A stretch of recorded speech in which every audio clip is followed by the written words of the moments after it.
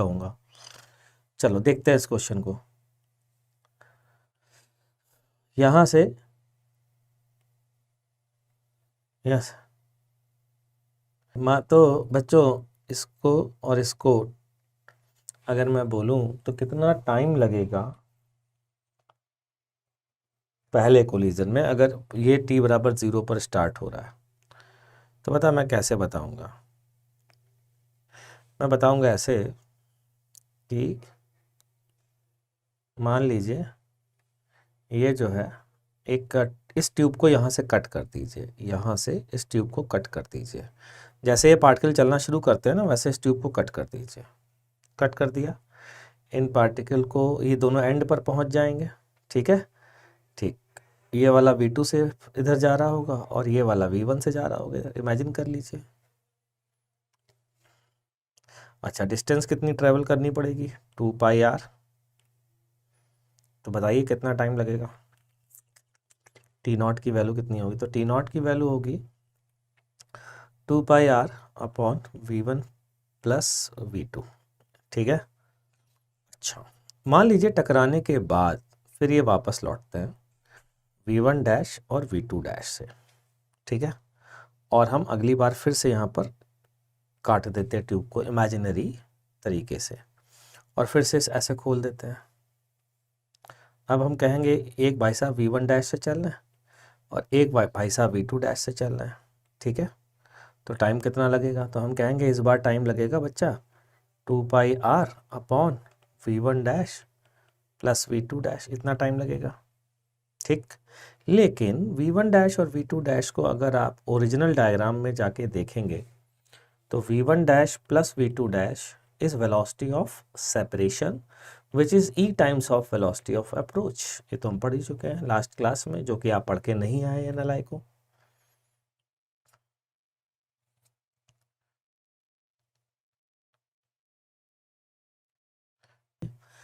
तो V1 dash plus V2 dash बराबर E times V1 plus V2, ठीक। ये वैल्यू यहाँ पर पुट कर देते हैं बच्चा, तो ये आ गया 2πr upon E times of V1 plus V2,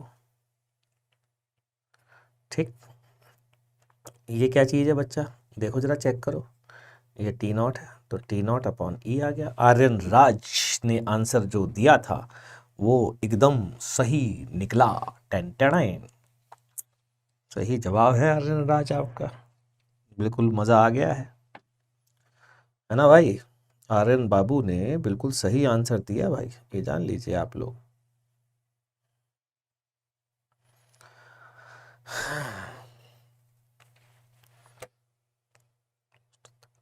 अब हम आपसे क्या कहना चाह रहे हैं, हम कहना चाह रहे हैं कि हेड ऑन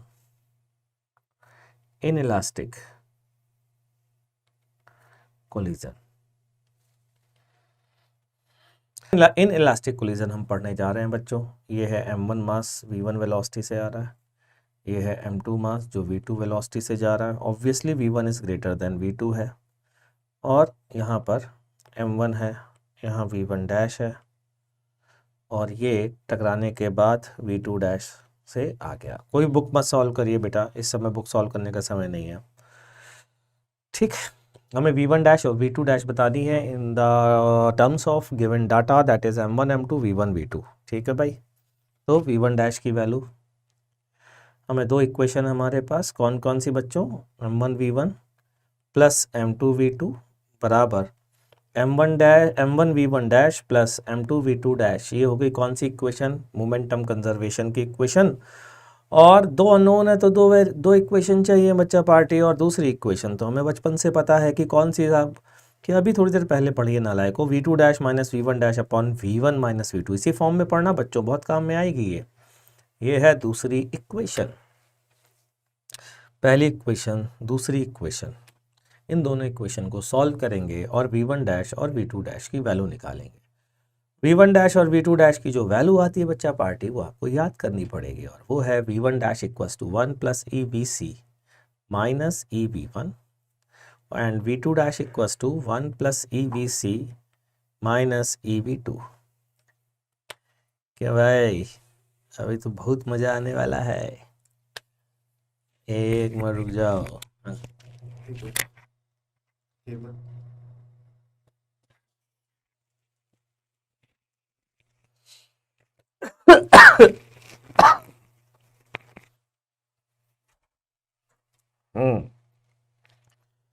तो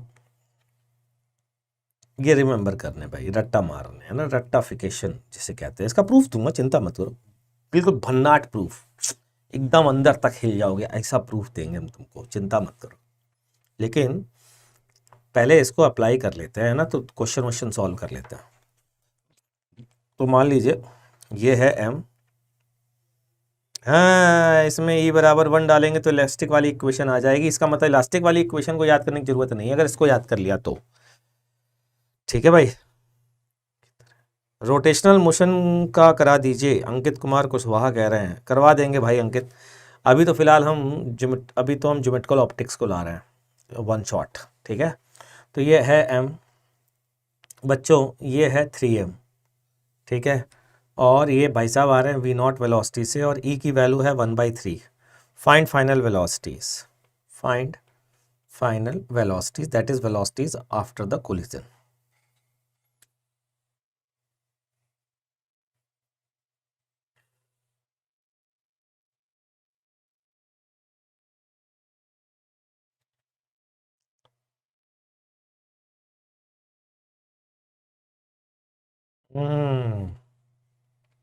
ई बराबर 0 तो इन इलास्टिक नहीं बे, ई बराबर 0 पर परफेक्टली इन इलास्टिक होता है यार, क्या करते हो बे। इट इज हाँ बिटवीन 0 एंड 1। हाँ उनको टेस्ट की तरह सॉल्व करो ना यार, बिल्कुल टेस्ट की तरह ही सॉल्व करने हैं अक्षत बाबू। अरे यार ये बस ये बता दो नंबर SRG वाले बंदे का कहाँ मिलेगा जो मैंने डाला था यार, कोई लोग प्लीज़ बता दो इस बंदे को यार, पीयूष को, ताकि वो कनेक्ट कर सके। आंसरवा आया कि नहीं आया बे, ये बताइए, आंसर आया कि नहीं आया इस क्वेश्चन का। फाइंड फाइनल वेलोसिटीज मतलब वेलोसिटी आफ्टर कोलिजन। तो देखते हैं VC की वैल्यू, देखिए भाई अब मैं सॉल्व करता हूँ, मैं समझ गया आप लोग बहुत तेज हैं भाई। तो VC की वैल्यू सबसे पहले निकालते हैं, तो mv0 अपॉन प्लस 0/4m, तो ये आ जाता है v0/4, ठीक है, हो गया। अच्छा v1 डैश इक्वस टू आता है 1 + 1/3 VC मतलब v0/4 माइनस E की वैल्यू है 1/3 और v1 की वैल्यू है v0। तो बच्चों ये वैल्यू आती है 4/3 into v0/4, that means v0/3 minus v0/3 बराबर 0, ठीक है। और v2 डैश की वैल्यू आती है 1 + 1/3 v0/4 माइनस v2 जो कि 0 था, तो ये आती है 4 v0/3, सॉरी ये आती है v0/3। हाँ रोनित बाबू का आंसर पहली बार में गलत आया है, पता है क्यों गलत आया है, मैं बता दूं। इसलिए गलत आया है कि लोग जो हैं भगवान जाने क्यों ऐसा करते हैं, लेकिन हर साल बहुत सारे बच्चे गलती करते हैं, ये वाले ई को भूल जाते हैं, ये वाले ई को भूल जाते हैं, खा जाते हैं, पता नहीं क्यों। चलिए कोई बात नहीं, आंसरवा आ गया है। क्या आंसर आ गया है, ये आंसर आ गया है कि ये रेस्ट पर आ जाएगा,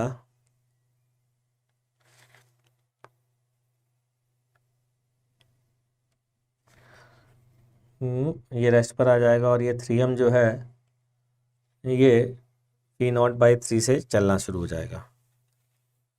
हाँ ई को लोग भूल जाते हैं मन बाबू, पता नहीं क्या मन में चलता है, भूल जाते हैं लोग।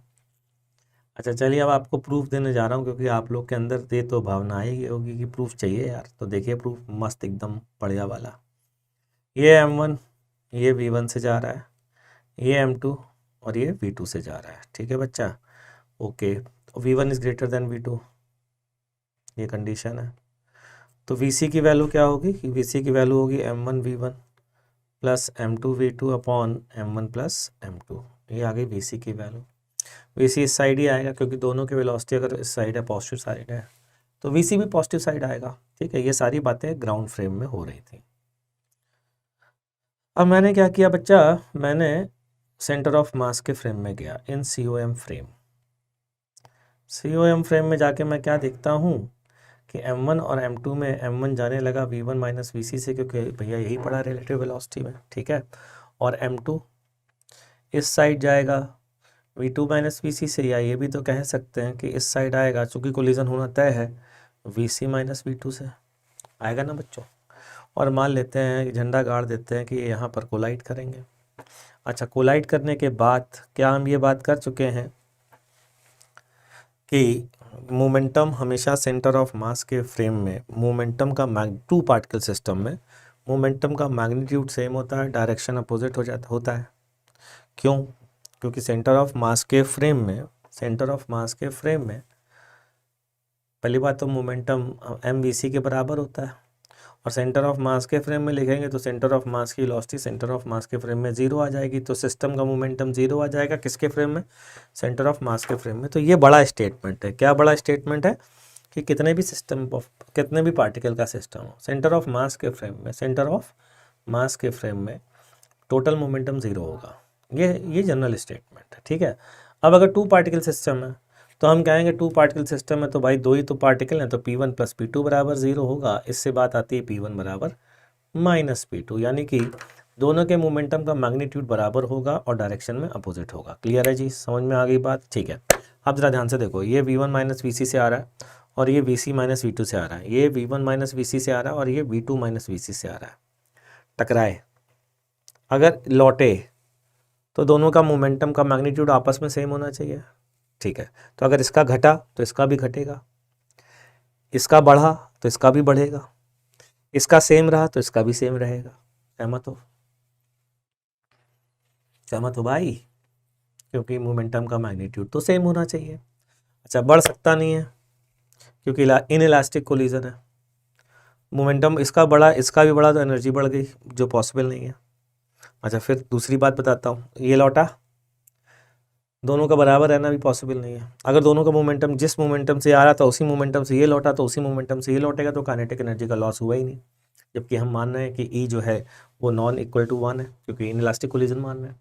तो एक ही तरीका बचता है, दोनों की वेलोसिटी कम हो जाएगी। मान लेते हैं ये भाई साहब x फैक्टर से कम हो गया, x V1 माइनस VC इससे कम हो गया, है ना, जहाँ x 1 से छोटा है, और ये लौट गए x time VC minus V2। ठीक, बता सकते हैं आप कि इनकी वेलोसिटी ऑफ सेपरेशन क्या होगी? मेरे हिसाब से वेलोसिटी ऑफ अप्रोच का x टाइम होगी, क्योंकि इसमें भी x आ रहा है, इसमें भी x आ रहा है। क्यों भाई? तो जब रिलेटिव वेलोसिटी निकालोगे तो ये वाली वेलोसिटी का x टाइम आ जाएगी ना, इसमें भी x है, इसमें भी x है, तो डिफरेंस में भी x से आएगा ना। लेकिन वेलोसिटी ऑफ सेपरेशन और वेलोसिटी ऑफ अप्रोच का जो रेशियो होता है वही तो E कहलाता है। इसका मतलब ये x और कुछ नहीं, E है। That means final conclusion, centre of mass के फ्रेम में फाइनल कंक्लूजन, ध्यान से सुनना, मौका लगे तो लिखते चले जाना। सेंटर ऑफ मास के फ्रेम में जो पार्टिकल जितनी वेलोसिटी से आता है, टकराने के बाद उस वेलोसिटी के E टाइम्स वेलोसिटी से वापस लौट जाता है। This is the final conclusion, ठीक है। इसका हम फ़ायदा उठाने जा रहे हैं। कैसे फ़ायदा उठाया भैया? ये कितनी वेलोसिटी से आ रहा था? VC माइनस V2 से आया, और कितनी वेलोसिटी से लौट गया? E times VC minus V2 से लौटा, ठीक है। इसी का नाम है V2 डैश। क्या नाम है इसका? V2 dash. तो V2 डैश की वैल्यू बोलिए, EVC माइनस V2 किसके फ्रेम में बच्चा? ये तो सेंटर ऑफ मास के फ्रेम में है, मैं ग्राउंड फ्रेम में पूछ रहा हूँ, तो प्लस क्या करना पड़ेगा? VC करना पड़ेगा। देखिए जरा क्या आया। तो V2 डैश की वैल्यू आती है EVC minus EV2 plus VC। थोड़ा सा अरेंज करें तो V2 डैश की वैल्यू कितनी आ गई? E plus 1 VC minus EV2। Check करिए, जो मैं फॉर्मूला कह रहा था, क्या वो फॉर्मूले का प्रूफ आ गया? है ना, मस्त प्रूफ, शानदार एकदम।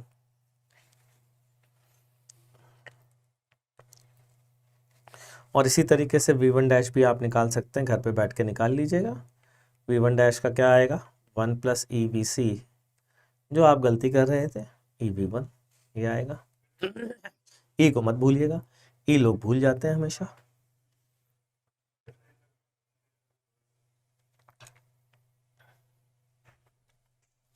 ठीक है भाई, चलिए आगे बढ़े बच्चों, समझ में आ गई बात?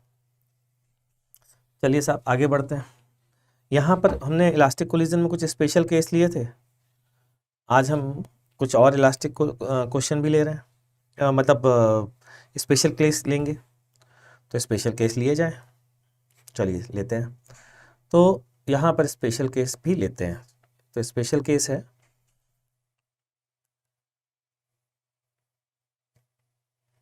केस पहला, एक ही स्पेशल केस है, यहाँ पर दो दो नहीं होते। M1 is much much greater than M2, M1 is much much greater than M2। ठीक।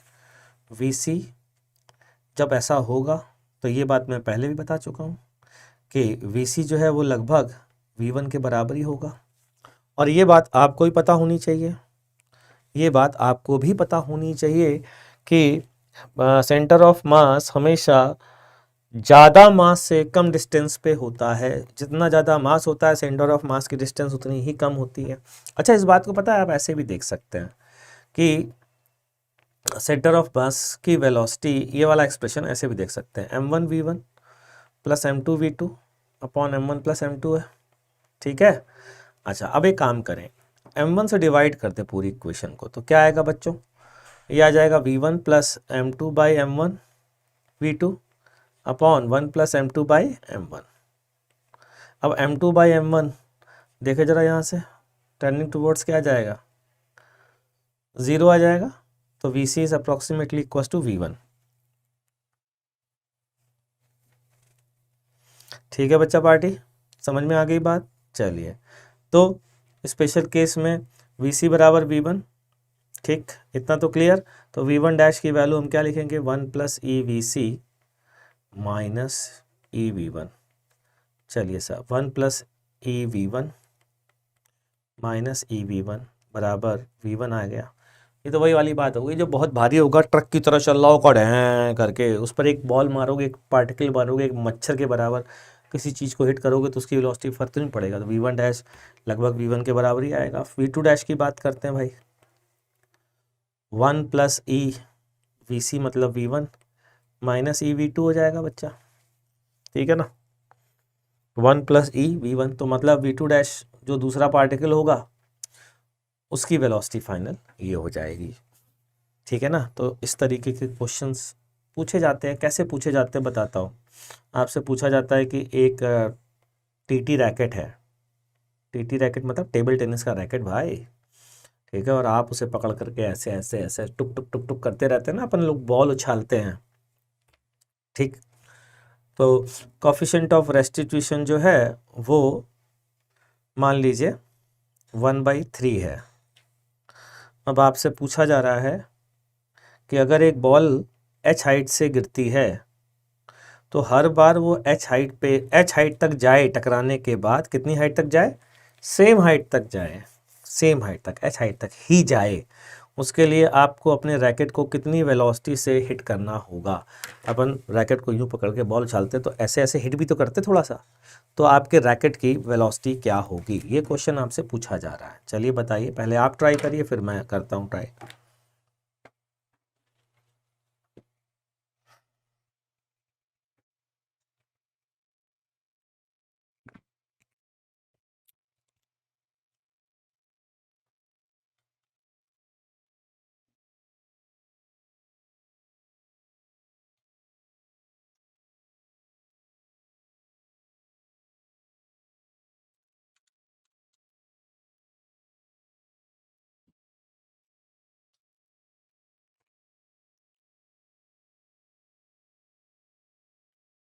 बताओ भाई लोग, फटाफट देखते हैं कौन बता पाता है।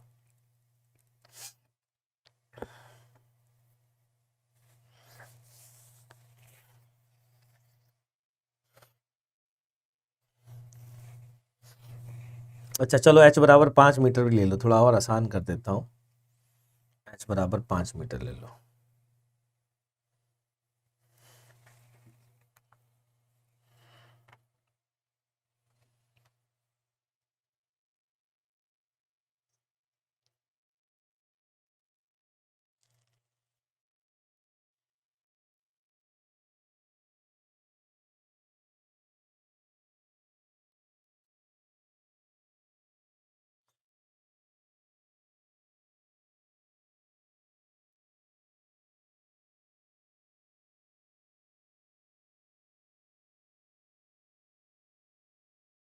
देखो जरा ध्यान से भाई, ये है तुम्हारा हैवी बॉडी, ठीक है, ठीक, आप किसी भी, और ये टकराएगा कितनी वेलोसिटी से, √2g से टकराएगा, और ये भाई साहब जा रहे हैं इस तरफ, तो इसको मान लेते हैं पॉजिटिव, ठीक, इनको मान लेते हैं 1 बॉडी, इसको मान लेते हैं 2 बॉडी, इसको क्या मान लेते हैं 2 बॉडी, ठीक है। अब इक्वेशन लिखते हैं, जरा ध्यान से सुनना। हमारे पास इक्वेशन है m1 is much much greater than m2, है कि नहीं है, बिल्कुल हमने पकड़ रखा है रैकेट को, तो रैकेट प्लस हमारा वेट तो बहुत ज़्यादा है, ठीक है। अब आगे बढ़े, आगे अगर बढ़े तो हम ये कहेंगे v2 डैश बॉल की वेलोसिटी बराबर 1 + 1/3 v1 पता नहीं हमें निकालनी है, minus e times 1/3 times v2 है, v2 की वैल्यू √2gh है, और टकराने के बाद फिर से इसकी वेलोसिटी √2gh ही हो जानी चाहिए भाई साहब, तभी सेम हाइट तक जाएगा ये। तो v2 डैश की वैल्यू फिर से आ गई कितनी, √2gh, तो यहाँ से आ गया 4/3v माइनस √2gh/3।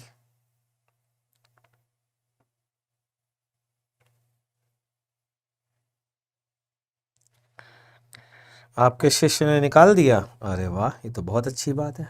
चलिए खैर कोई बात नहीं। अभी देखिए ज़रा 4v/3 की वैल्यू कितनी आ रही है यहाँ से, ज़रा चेक करिए, ये आएगा 4/3 √2gh, चेक कर लीजिए भाई।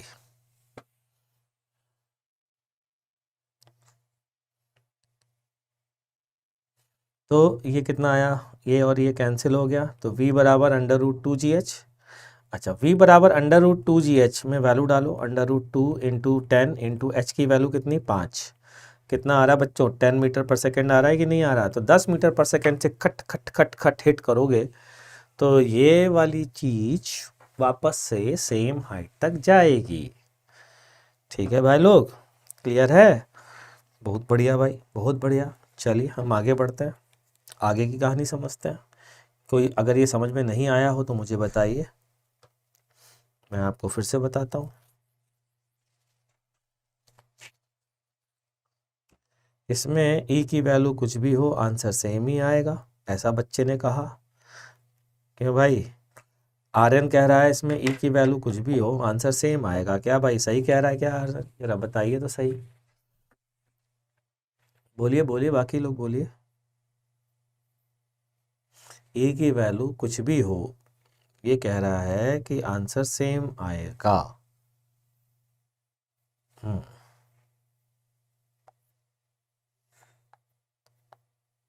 जल्दी देखो भाई, क्या ये सही कह रहा है, जरा e की वैल्यू कुछ मत डालो और देखो क्या e की वैल्यू से इंडिपेंडेंट आंसर आ रहा है, तो आप पाएंगे कि इंडिपेंडेंट आंसर आ रहा है, तो इसका मतलब है जो आर्यन बोल रहा है वो सही बोल रहा है कि e की वैल्यू से इंडिपेंडेंट है, ठीक है,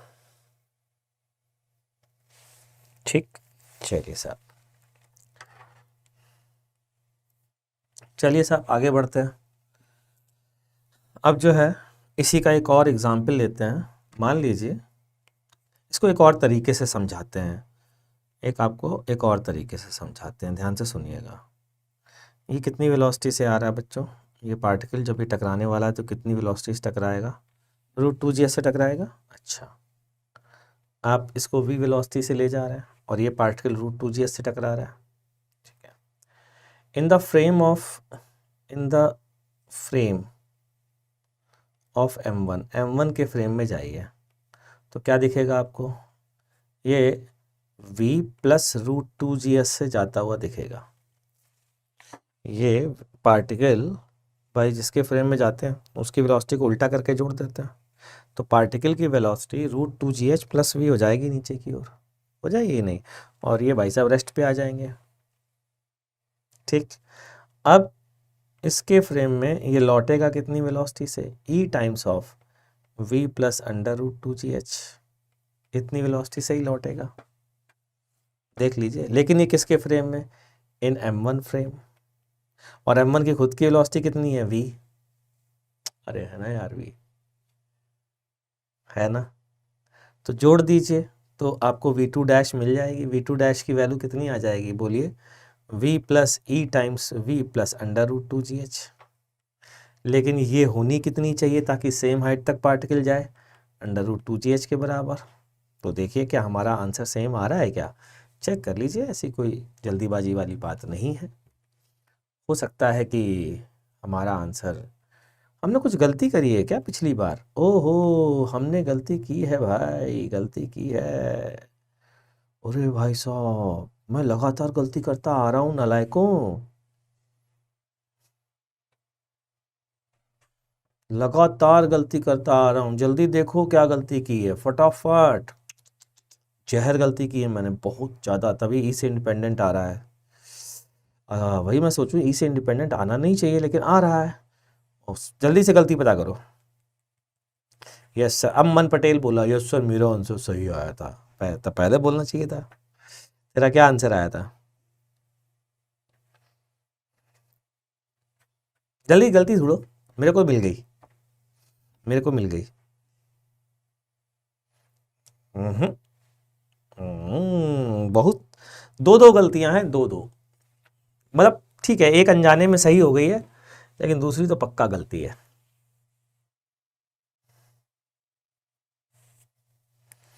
देखो जरा ध्यान से, हमने इस डायरेक्शन को पॉजिटिव माना है बच्चों, इस डायरेक्शन को पॉजिटिव माना है, ठीक है, तो ये तो पॉजिटिव ठीक है, लेकिन V1 जो है V2 जो ये V2 है इसका, इसकी वैल्यू निगेटिव आएगी।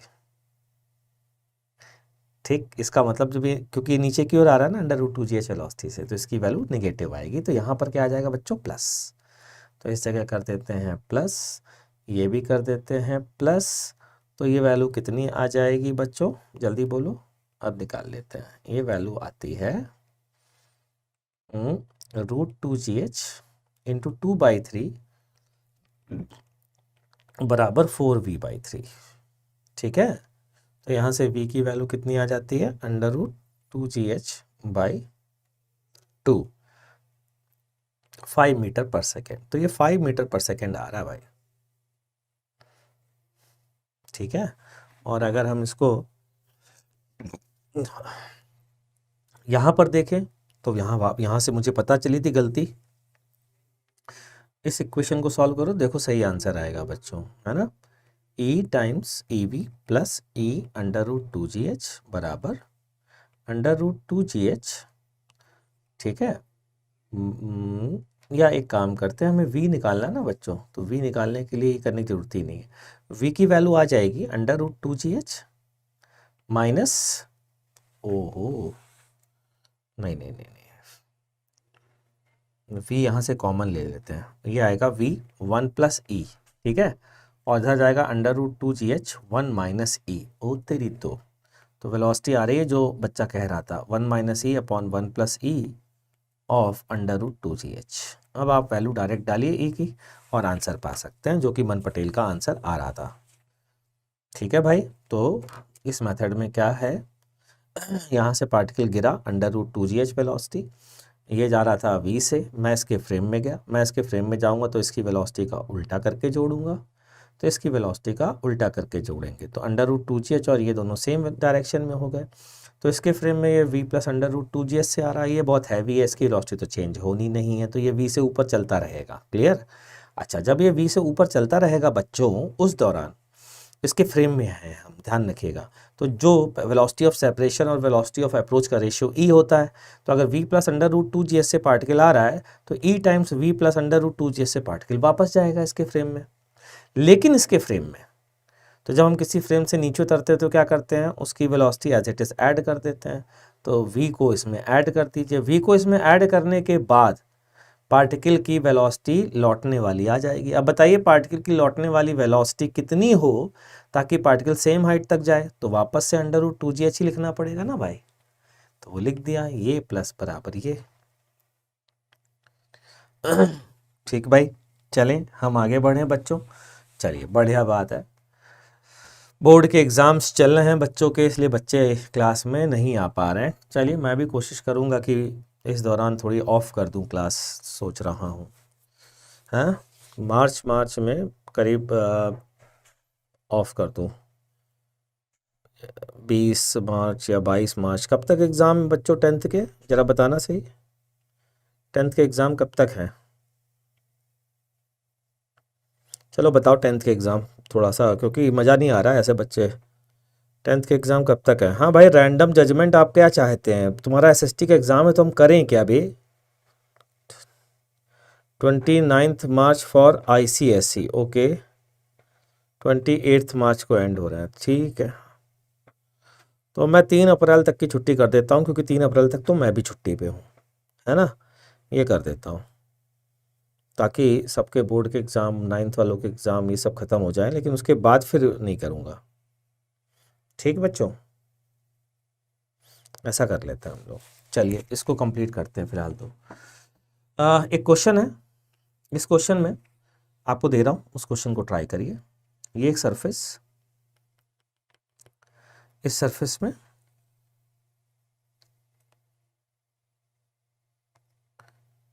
बैकलॉग हो जाएगा। हाँ बेटा, बिल्कुल मैं समझ रहा हूँ, इसीलिए मैं छोड़ दूंगा क्लास, टेंशन मत लो।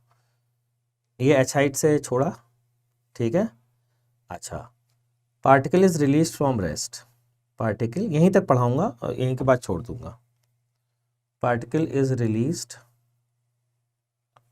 From rest,